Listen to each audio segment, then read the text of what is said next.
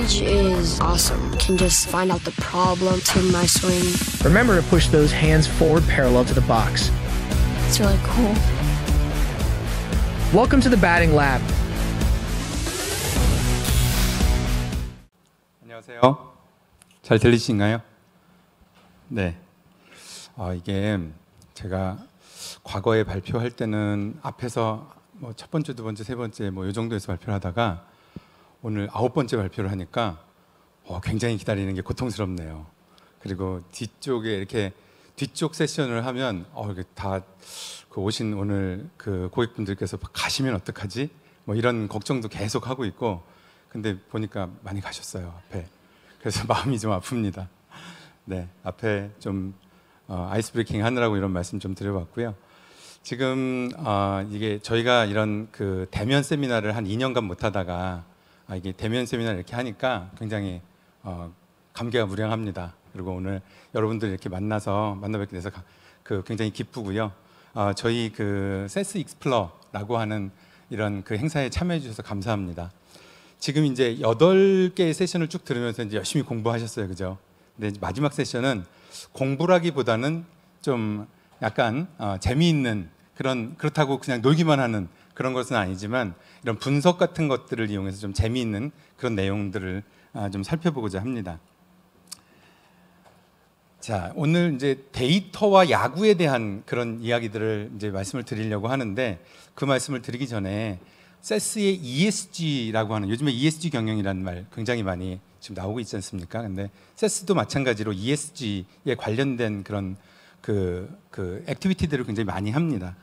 일단 뭐 지금 데이터 포 굿이라거나, 그다음에 서스테이너빌리티, 그다음에 데이터에 대한 윤리, 그다음에 데이터 리터러시, 이런 여러 가지 키워드들이 보이시죠. 그래서 이런 것들을 하기 위해서, 이런 것들 중심으로 해서 분석과 관련된 그런 자원봉사 활동, 이런 것들을 세스가 해서 이런 미래에 좀 기여를 하려는 노력들을 계속해서 해오고 있고요.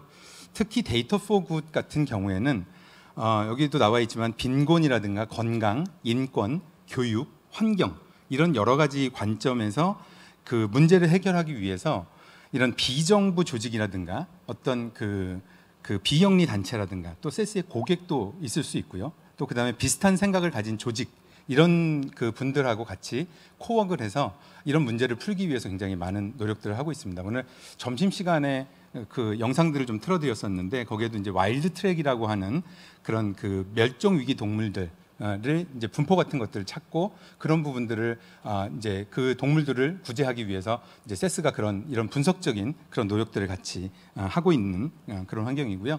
그다음에 또 한 가지는 이제 아마존의 어떤 숲 같은 것들이 지금 막 없어지고 있는데, 그런 것들도 추정하려는 노력, 이런 것들도 세스가 같이 하고 있습니다. 자, 그다음에 오른쪽 끝에 보면 이제 노란색으로 데이터 리터러시라는 부분을 좀 하이라이트 시켜봤어요. 근데 데이터 리터러시 뭐 많이 들어보신 분들도 많이 계실 텐데, 데이터 리터러시라고 하는 것은 데이터를 효과적으로 소비하고 그다음에 해석하는 그런 능력을 이제 데이터 리터러시라고 부릅니다. 이른바 요즘에 시티즌 데이터 사이언티스트라고 말하는 그런 분들이 있잖아요. 그러니까 현업 사용자여서 업무도 굉장히 잘 아시고, 그다음에 이 데이터를 소비하는 능력이 굉장히 훌륭하신 그런 분들, 그런 분들을 이제 데이터 리터러시를 많이 갖추신 분이다, 이렇게 이야기할 수가 있습니다. 근데 이 데이터 리터러시라고 하는 게 왜 점점 더 지금 중요해져 가냐면, 우리가 옛날에는 컴퓨터를 많이 안 쓰는 시절에서 컴퓨터를 많이 쓰는 시절로 넘어오면서는 컴퓨터 활용 능력이라는 게 굉장히 중요한 어떤 컴피턴시 중에 하나였어요. 근데 지금은 컴퓨터를 못 쓰면 일을 아예 할 수가 없어요. 지금 그런 시대가 됐잖아요. 이제 조금 더 지나면 데이터가 그런 시대가 될 거라고 하는 겁니다. 데이터를 활용하는 능력이 없으면 아예 일을 하지 못하는 그런 상황이 올 수도 있습니다. 그리고 그런 시대로 점점 가고 있다라고 하는 것이죠.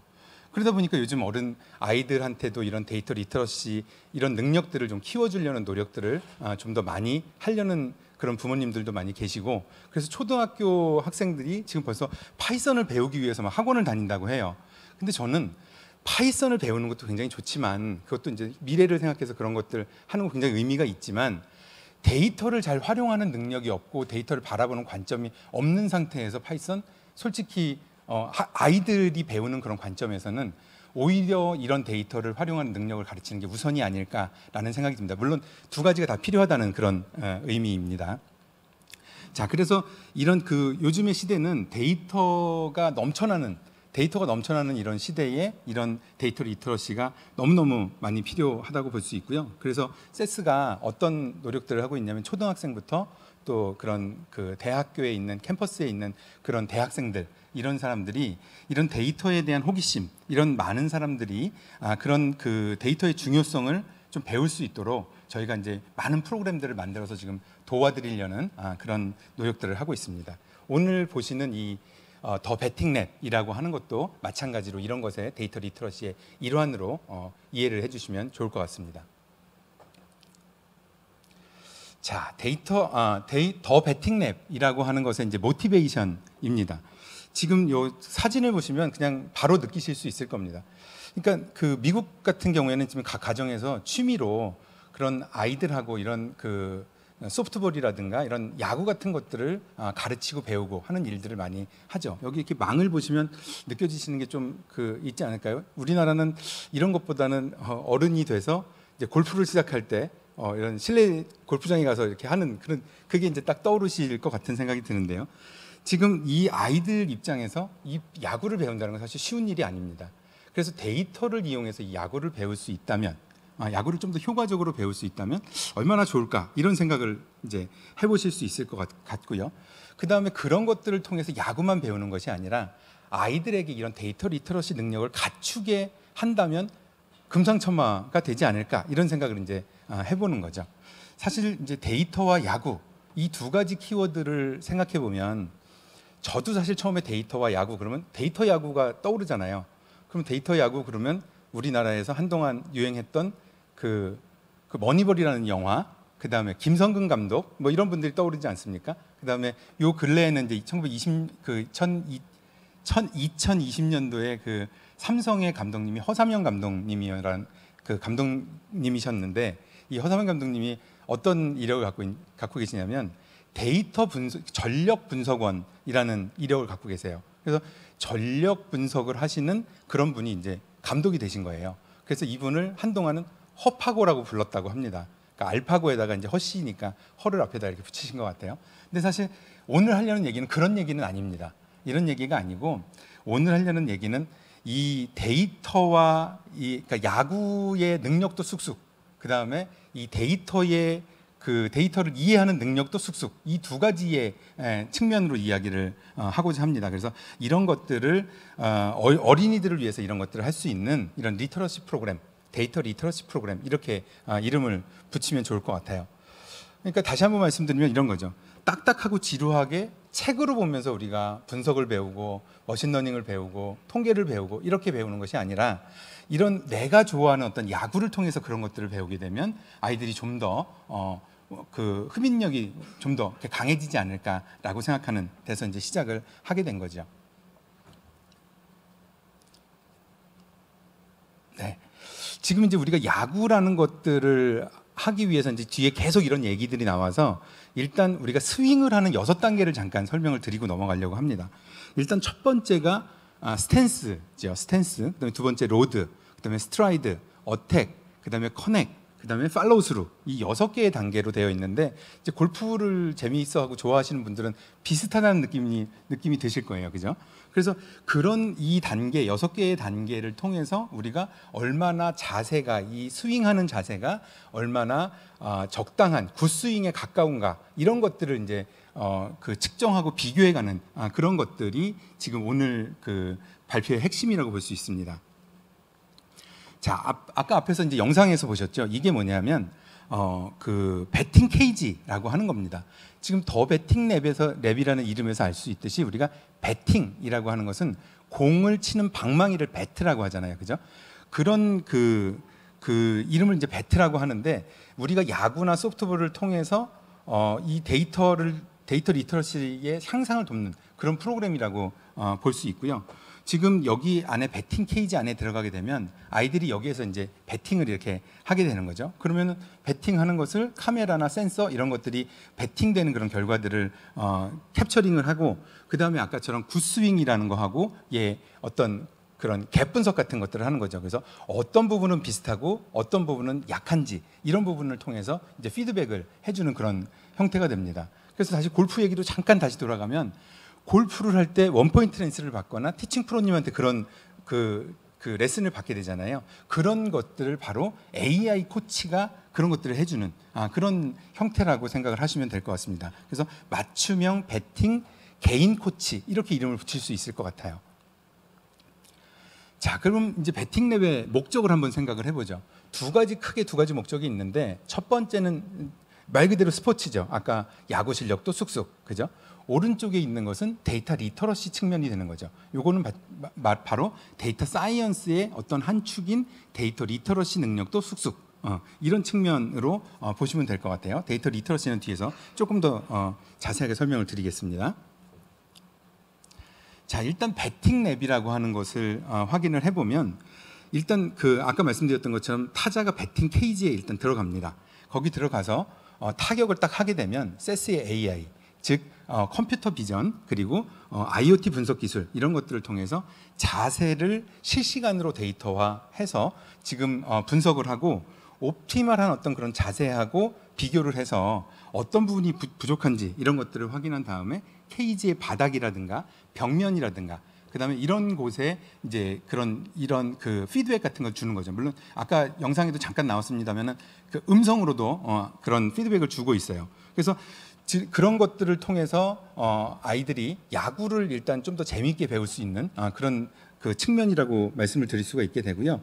그다음에 두 번째는 야구를 재미있게 배우는 것뿐만 아니라 이 아이들이 데이터에 대한 어떤 두려움 같은 것들을 없앨 수 있는 거죠. 그러니까 뭐 이렇게 차트를 보거나 그래프를 보거나 이런 것들을 볼 때 아이들이 이 데이터를 효과적으로 소비를 할 수 있어야 되는데 그게 어떤 의미인지를 잘 모르다 보니까 효과적으로 소비를 하기가 어려운 거죠. 그래서 그런 것들을 잘 소비할 수 있도록 지금 자기가 좋아하는 그런 야구를 통해서 그런 것들을 해주게 된다면 훨씬 더 아이들한테 두 마리 토끼를 잡을 수 있게 해주는 그런 결과가 되지 않을까 그런 생각을 해보게 되고요. 지금 KT 위즈라는 곳에도 어린이 야구단이 있습니다. 그래서 거기에 있는 그런 스포츠 마케팅 센터에서도 지금 저희 프로그램들을 저희가 공유를 해드렸더니 그런 것들을 보시면서 우리도 이 성인 야구 또 우리 선수들의 어떤 기량 향상을 위해서 데이터를 이용하긴 하지만 지금 이런 방식으로 이용하는 거는 처음 봤다라고 이야기하면서 아이들한테 이런 것들을 통해서 두 가지를 알려주면 아이들의 어떤 그런 그 성장 가능성 이런 것들을 극대화시킬 수 있어서 그 세스의 어떤 이런 방향에 굉장히 공감이 된다 이렇게 이야기를 하시더라고요. 자, 그럼 이제 배팅랩 소관으로 한번 들어가 보겠습니다. 지금까지는 우리가 배팅랩의 겉에 그 수박 겉핥기를 지금 우리가 계속 해본 거고요. 소관으로 들어가면 이제 어떤 프로세스가 나타나냐면 첫 번째 단계는 스윙에 대한 어떤 이미지 프로세싱이 첫 번째에 해당이 됩니다. 그래서 이미지를 어떤 식으로 하냐면 아까처럼 스윙을 이렇게 하게 되면 카메라의 센서가 이제 액티베이트가 되게 되고 그것을 영상으로 이제 캡처링을 하는 거죠. 우리가 영상을 분석할 때는 결국 그 영상은 다 프레임으로 나눠지고 각 프레임에 대한 이미지 분석의 형태로 분석을 진행을 하게 됩니다. 그래서 당연히 이제 영상은 컴퓨터 비전 이거를 이용해서 처리가 당연히 되겠고요.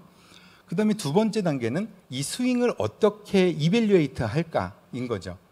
우리가 평가를 한다고 하는 것은 점수를 매긴다고 한다는 것은 어떤 표준이라는 게 있다는 뜻이고 그리고 굿스윙이라는 게 존재를 한다는 뜻이겠죠. 기준점이라는 게 존재를 한다는 것이죠. 그럼 기준점이라고 하는 것을 어떻게 만드느냐? 기준점이라는 것을 지금 히든 마커프 모델이라는 이 그 방법을 이용해서 이제 그 모델링을 수행을 하게 됐고요. 지금 이 기준점이라는 걸 만드는 것은 세스가 그 노스캐롤라이나 주의 캐리시에 있거든요. 근데 노스캐롤라이나 스테이트 유니버시티의 야구단하고 소프트볼 선수들이 있습니다. 그래서 그 선수들 중에서 자세가 가장 표준인 자세가 가장 좋은 선수들의 정보들을 이렇게 얻어다가 그 정보로 이런 굿스윙에 대한 정의를 했다고 합니다. 그래서 그런 모델링을 어떻게 하는지는 뒤에 또 설명을 잠깐 드리도록 하고요. 이렇게 모델링을 해서 기준점을 정하면 이제 아이들의 스윙을 가지고 그 기준점과 얼마나 거리가 있느냐 이런 것들을 이제 측정을 하는 그런 단계가 이제 그 다음 단계가 됩니다. 자, 그런 것들을 측정을 하기 위해서 일단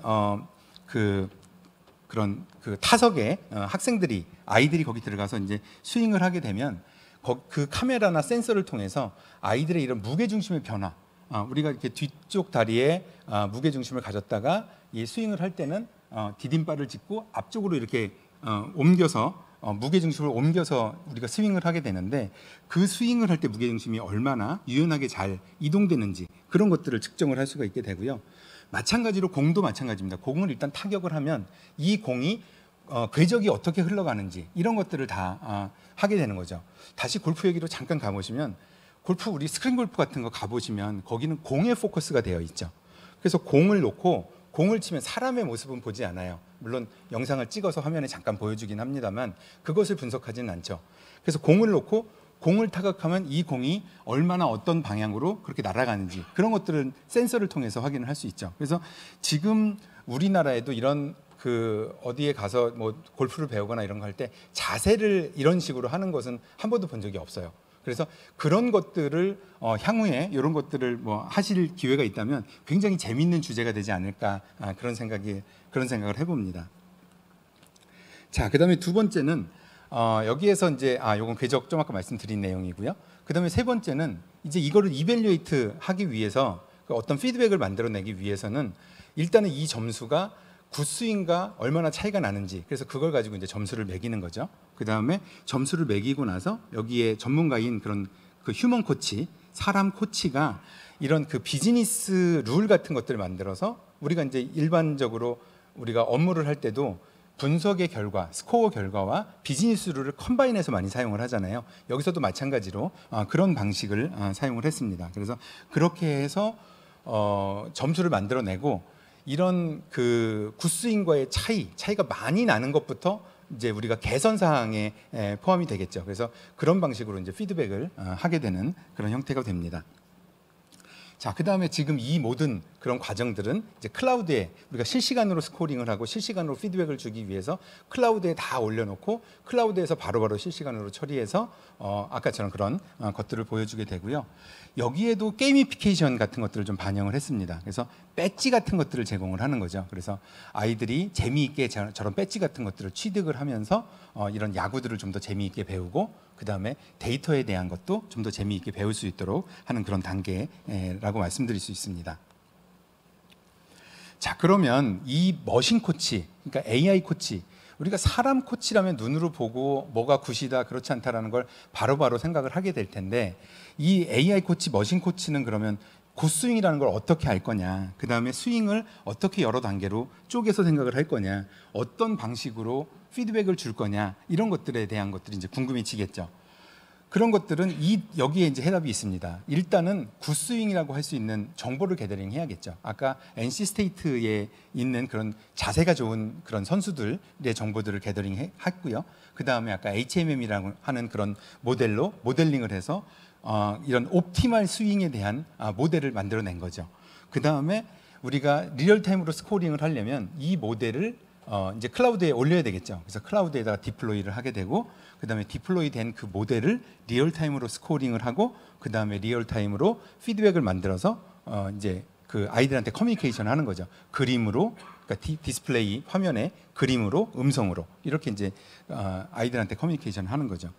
자, 그러면 이제 요 화면이 굿스윙을 그 게더링하는 그런 화면들입니다. 그 선수들이 이렇게 야구 지금 이건 동일한 거를 이제 반복을 해서 합니다만 여러 번 이제 이런 공을 치게 해서 그 중에 좋은 것들을 골라내서 이제 굿스윙을 하게 되는 거죠. 자, 이 사람을 보게 되면 이런 것들은 이제 유튜브나 이런 데서 많이 보셨을 거예요. 파란색 점이 가운데 있는 그 녹색 점 말고 관절마다 있는 파란색 점 보이시죠? 그게 이제 이 움직임을 트래킹하는 그런 과정입니다. 그래서 이 점들이 적게는 19개, 많게는 38개의 디멘전으로 구성이 되어 있고요. 이 스윙을 한번 할 때마다 이 그 스테이트가 이 프레임이 한 100개 이상의 프레임으로 만들어진다 그래요. 그리고 지금 이런 비디오, 이런 영상은 한 500개 정도를 받아서 이제 모델링을 하는데 활용을 했다고 합니다. 자, 요거를 이렇게 프레임 단위로 끊어서 보면 이게 왜 시계열 데이터인지 이렇게 생각을 해보실 수 있을 겁니다.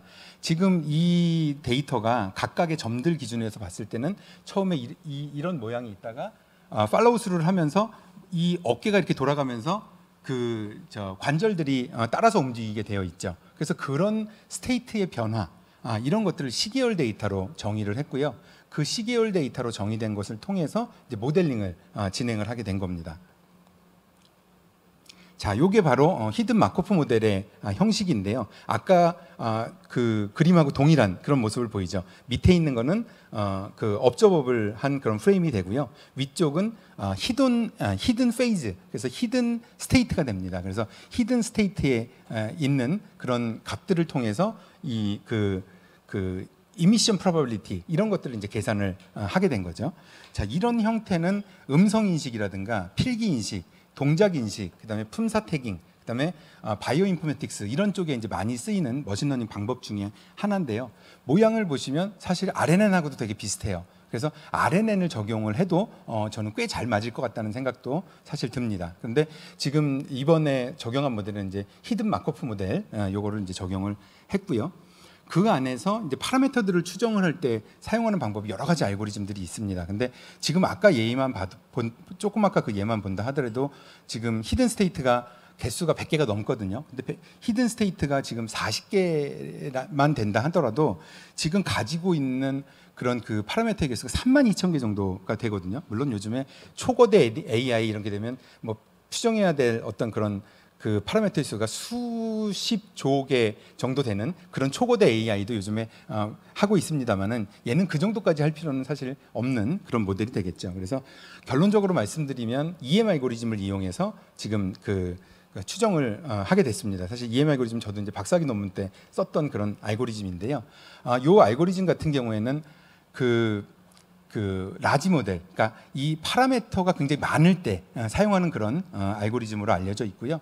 지금은 액티브 셋이라든가 이런 그 인테리어 포인트 이런 그 다른 그 알고리즘들도 사용할 수 있는데 지금 그 방법들이 선택되지 않은 이유는 여기서 해시안 매트릭스를 계산을 해야 되거든요.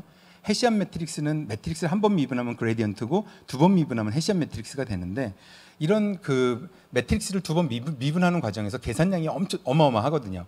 그러다 보니까 이제 차원이 커지니까 그래서 그러다 보니까 지금 이런 걸 계산을 하려면 굉장히 많은 메모리도 필요하고 시간도 오래 필요하고 이렇게 되는 거죠. 그러다 보니까 이제 첫 번째 이런 방법들은 사용이 되지 않았고 이제 두 번째 방법 같은 경우에는 해시안 매트릭스를 계산할 필요는 없는 그런 SGD 방법입니다.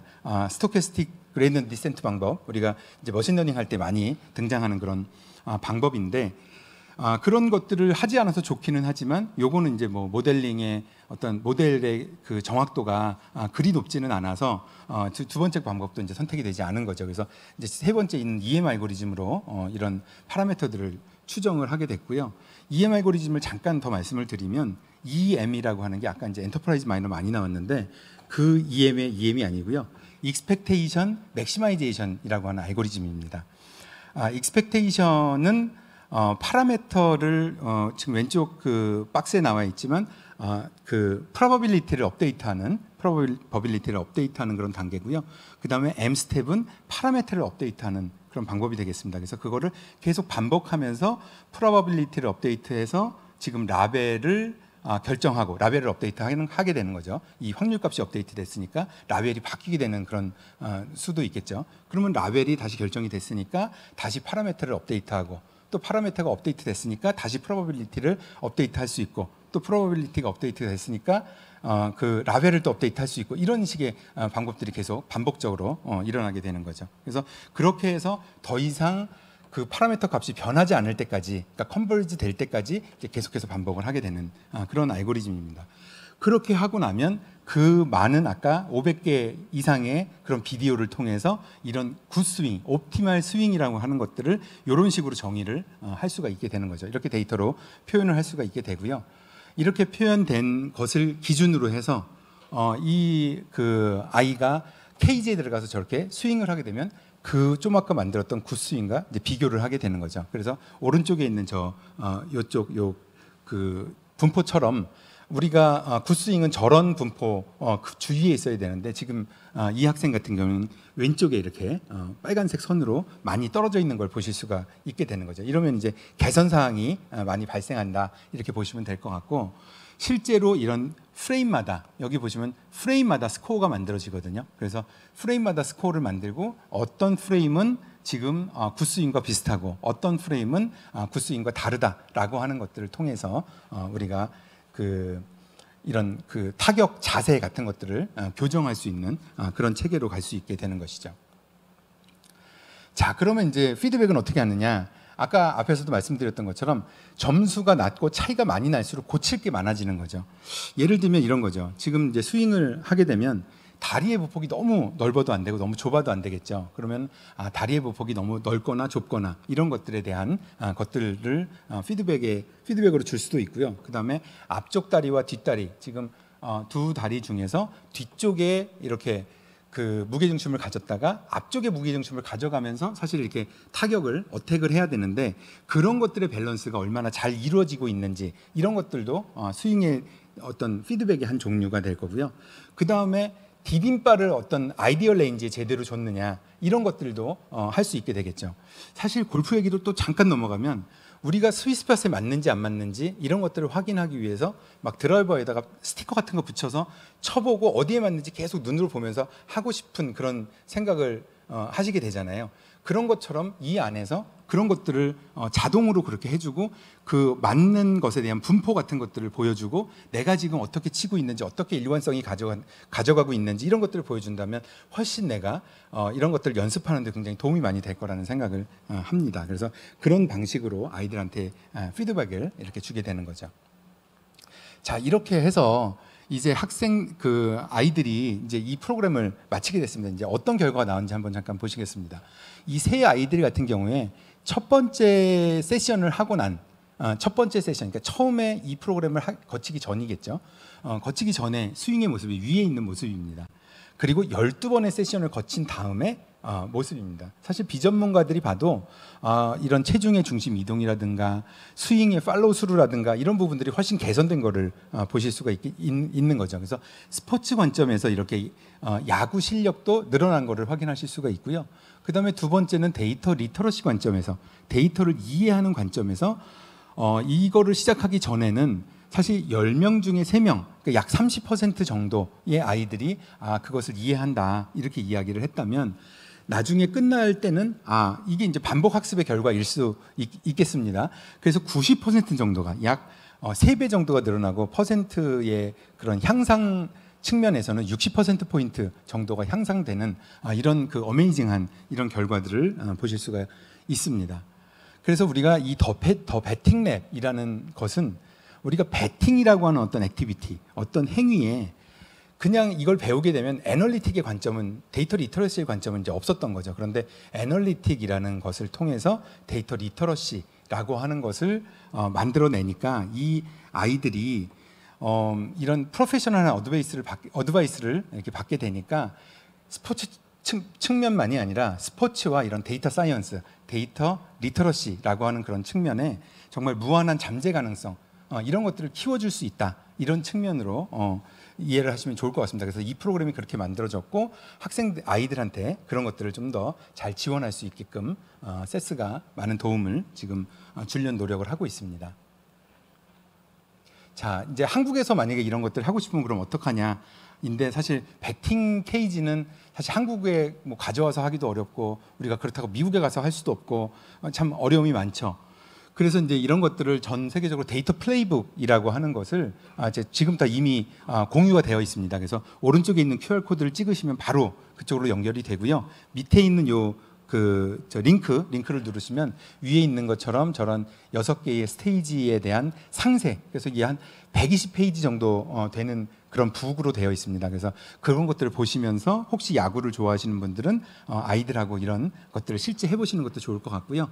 여기에 코칭을 하는 클립보드라든가 스코어보드라든가 이런 것들도 함께 제공이 되고 있습니다. 자, 지금까지를 잠깐 정리를 해보겠습니다. 지금 이제 시간이 한 30초 남았는데 제가 한 2분 내에 마무리하도록 하겠습니다. 자, 네 가지 측면인데요. 첫 번째는 이제 이런 컴퓨터 비전을 통해서 데이터를 이제 준비를 했죠. 아까 영상을 게더링을 하고 그래서 포즈를 에스티메이션하는 그런 부분이 있었고요. 그런 것들을 굿스윙을 만들기 위해서 우리가 히든 마커프 모델이라는 걸 이용을 했습니다. 그래서 그거는 이제 모델링의 어떤 그런 스킬이고 그 다음에 세 번째는 리얼타임으로 스코어링을 그 피드백을 리얼타임으로 주기 위해서 리얼타임으로 스코링을 합니다. 그것은 SES의 이벤트 스트림 프로세싱이라고 하는 이런 프로덕이 사용이 됐고요. 이 모든 것들은 리얼타임으로 하기 위해서 클라우드에서 다 구현을 한 그런 결과입니다. 자, 이 클라우드에서 구현을 하게 되면 지금 이제 세스 9을 쓰시는 고객사도 계실 거고 또 바이아 3.5라고 하는 온프레미스 버전을 쓰시는 그런 고객도 계실 거고 또 지금 제가 보여드린 건 바이아 4라고 하는 클라우드 네이티브 이런 AI ML 플랫폼 요거를 이제 설명을 드리는 겁니다. 그래서 마찬가지로 여기에서 이제 AI ML 플랫폼이기 때문에 데이터를 접근하는 것부터 여러 가지 머신러닝이나 딥러닝, 그다음에 포캐스팅, 옵티미제이션, 내추럴 랭귀지 프로세싱 이런 여러 가지를 분석하는 디스커버리, 그다음에 여기서 만들어진 모형을 아까 클라우드에 디플로이 했다고 이야기하는 것처럼 디플로이 단계까지 전부 다 하나의 플랫폼에서 수행을 하실 수가 있게 되고요. 그다음에 지원하는 클라우드는 지금 현재 좀 아까 설명드린 것은 MS 애저에서 구현을 했습니다만은 MS 애저뿐만 아니라 AWS라든가 구글 클라우드 플랫폼에서도 다 지원을 하고 있습니다. 그다음에 사용자는 세스 사용자뿐만 아니라 R이나 파이썬 사용자, 그다음에 자바나 루아, 그다음에 다른 시스템과 연동을 위해서 REST API 이런 것들을 다 제공을 하고 있습니다. 자, 그러면 아까처럼 세스 9이나 3.5 대비 이 클라우드 플랫폼의 장점을 한번 살펴보면요. 일단 첫 번째는 클라우드의 장점을 그대로 가지고 있습니다. 그래서 조정 가능성, 지금 우리가 시스템의 퍼포먼스가 좀 더 많이 필요할 때가 있고 적게 필요할 때가 있는데 그런 부분들을 클라우드와 동일하게 지원을 하고 있습니다. 그래서 유연한 클라우드 네이티브 아키텍처를 가지고 있다 이렇게 말씀드릴 수 있고요. 두 번째는 좀 아까 설명드렸던 대로 그 세스 사용자나 또 R과 파이썬 사용자나 그 다음에 코드를 잘 하시는 데이터 사이언티스트 분들이나 아니면 아까 데이터 리터러시는 충만하지만 코드에는 좀 어려움이 있으신 시티즌 데이터 사이언티스트 분들이나 다 사용할 수 있기 때문에 이런 생산성이 크게 증대될 수 있다 이렇게 말씀드릴 수 있고요. 그 다음에 세 번째 마지막은 요즘에 인공지능 윤리, 리스판서블 AI 이런 얘기들이 많이 나오고 있지 않습니까? 그래서 그런 부분들을 세스는 지금 완비하고 있습니다. 그래서 책임성이라든가 투명성, 공정성 이런 관점에 여러 가지 인덱스들을 제공하고 있기 때문에 리스판서블 AI 기반의 인공지능을 구현하는 데 손색이 없다 이렇게 생각을 하시면 좋을 것 같습니다. 그래서 이런 저희는 이제 이런 걸 모더나이제이션 프로그램이라고 이야기를 하는데요. 혹시 그래서 이런 부분들에 좀 관심이 있으신 분들은 저나 혹은 저희 영업대표나 이런 분들한테 연락을 주시면 저희가 성심껏 답변을 드리도록 하겠습니다. 저한테 연락 주실 때는 요 밑에 있는 이메일 어드레스로 연락을 주시면 제가 성심껏 답변을 드리도록 하겠습니다. 제가 준비한 내용 여기까지고요. 이상으로 마치도록 하겠습니다. 감사합니다.